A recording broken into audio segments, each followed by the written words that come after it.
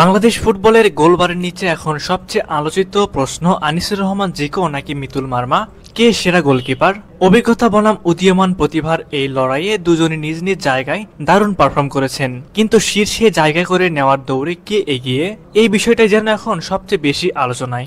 বাংলাদেশ জাতীয় ফুটবলের গোলপোস্ট এখন দুই নামক ঘিরে আলোচনায়। একদিকে অভিজ্ঞ গোলকিপার আনিসুর রহমান জিকো, অন্যদিকে তরুণ প্রতিভা মিতুল মার্মা। একজন দীর্ঘদিন জাতীয় দলের গোলবারের নিচে ছিলেন নির্ভরতার প্রতীক হিসেবে, অন্যজন স্বল্প সময় দেখিয়েছেন অসাধারণ সম্ভাবনা ঝলক। এই দুই প্রজন্মের দুই গোলরক্ষককে ঘিরে এখন চলছে তুলনা, বিতর্ক আর ভবিষ্যতের সম্ভাবনা বিশ্লেষণ।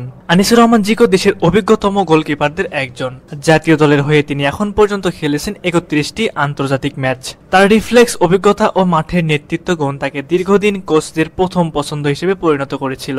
বিশেষ করে দক্ষিণ এশিয়ার বড় ম্যাচগুলোয় তার দৃঢ়তা অনেকবার দলকে রক্ষা করেছে হার থেকে। কিন্তু দুর্ভাগ্যবশত মাঠের বাইরের এক ঘটনায় মদকাণ্ডে জড়িত হওয়ার কারণে নিষেধাজ্ঞার কবলে পড়েন তিনি। এরপর থেকে জাতীয় দলে আর জায়গা হয়নি তার। অন্যদিকে তরুণ গোলকিপার মিতুল মার্মা খুব অল্প সময়ে নজর কেড়েছেন।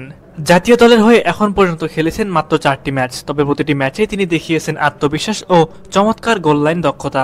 গোলবারের নিচে প্রশংসা কুড়িয়েছেন কোচিং স্টাফদের এবং দর্শকদের কাছ থেকেও। অনেকেই বলছেন মিতুলই হতে পারেন ভবিষ্যতের গোলবারের পাহারাদার। তবে প্রশ্ন থেকেই যায়, এই মুহূর্তে জাতীয় দলের জন্য সবচেয়ে উপযুক্ত কে? অভিজ্ঞতা ও ম্যাচ রিডিং এর দিক থেকে এখনো জিকোই এগিয়ে। অনেক বিশ্লেষক ও সাবেক ফুটবলাররাও মনে করেন জাতীয় দলের মতো চাপের জায়গায় একজন অভিজ্ঞ গোলকিপার থাকা অত্যন্ত জরুরি। তাই অনেকেই চাচ্ছেন জিকোকে যেন আবারও অন্তর্ভুক্ত করা হয়। অন্যদিকে তরুণদের উপর আস্থা রাখার যুক্তি উঠে আসছে।